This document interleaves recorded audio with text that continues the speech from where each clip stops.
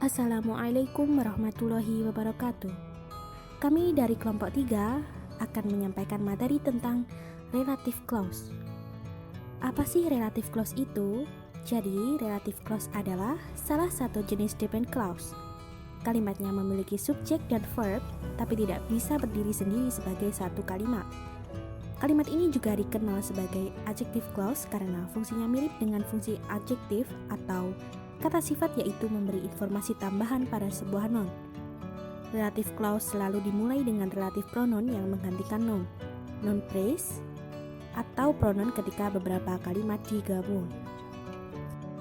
Apa saja yang termasuk dalam relative pronoun? Oke, langsung saja. Yang pertama yaitu who. Who digunakan untuk merujuk objek manusia. Pronoun ini digunakan untuk menggantikan subjek noun atau pronoun he, she, we, they. Kemudian whom digunakan juga untuk merujuk objek manusia. Pronoun ini digunakan untuk menggantikan objek nouns atau pronouns him, her, us, them.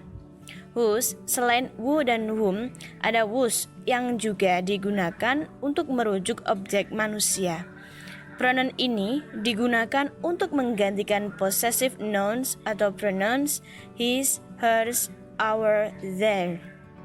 That bisa digunakan untuk merujuk objek benda hidup seperti manusia, hewan, dan tumbuhan, serta bisa digunakan juga untuk menggantikan benda mati. Kemudian yang ketiga yaitu which. Which memiliki karakteristik yang unik. Mengapa? Karena which bisa menjadi subjek atau objek.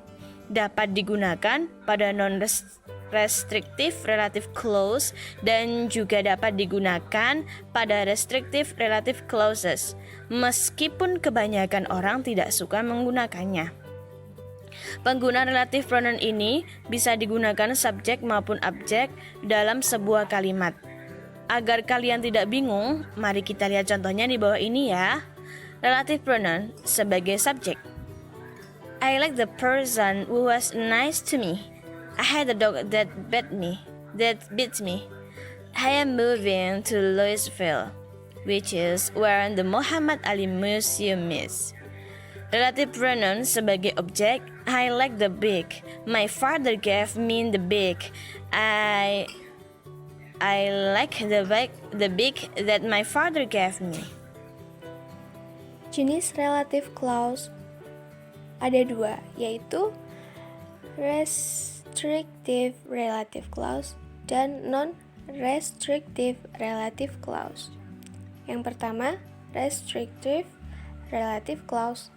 Restrictive relative clause atau sering juga dikenal dengan defining clause memberi informasi yang menjelaskan sebuah noun, informasi penting untuk melengkapi identifikasi sebuah noun. Kita dapat menggunakan that atau which untuk noun yang bukan manusia dan menggunakan that atau who untuk noun yang merupakan manusia. Biasanya pula dalam kalimat ini tidak digunakan koma. Contoh, I like the paintings that hang in the SASB North Lobby. Seperti itu. Dalam bahasa Inggris yang lebih casual, umumnya yang dipindahkan hanya pronounnya saja.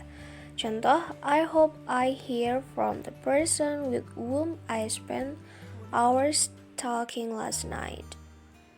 Jenis relative clause yang kedua yaitu non-restrictive relative clause. Jenis ini juga dikenal sebagai non-defining clause yang hanya menyediakan informasi tambahan.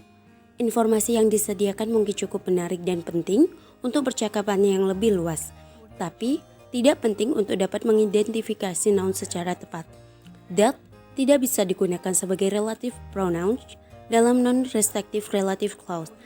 Tanda koma selalu digunakan di awal dan di akhir relative clause jenis ini. Sebuah non-restrictive clause dapat dimodifikasi satu noun, noun phrase, atau keseluruhan preposition.